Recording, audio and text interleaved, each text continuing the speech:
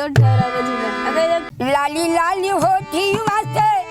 बरसे लाल लैया हो की रस चुवेला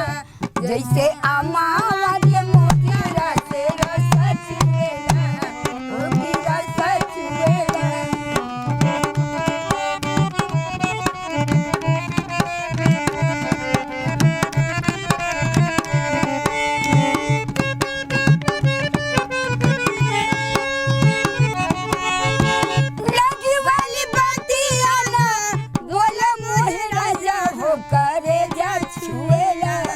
तोहरी मीठी मीठी बोलिया करे जा छुएला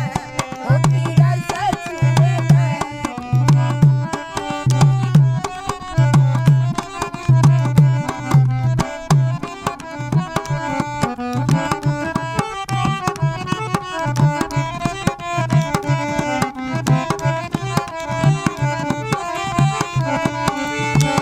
भाग्यलू त हमके बोला रे नया छनवा अखियां चुरावेलू त हंसे लक जरवा हो हंसे लक जरवा जिया के जंजाल भइले तोहरी सुरतिया डगर रोकेला जहाँ जाई कहाँ लोगवा डगर रोकेला हो की रस छुएला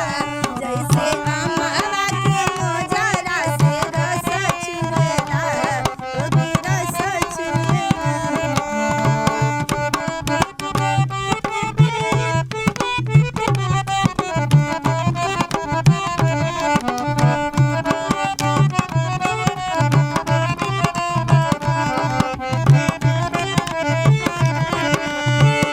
हमत रहनी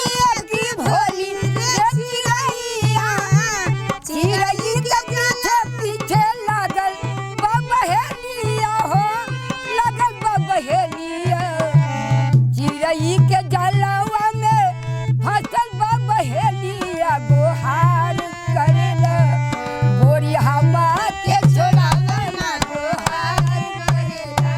हो की रस छुएला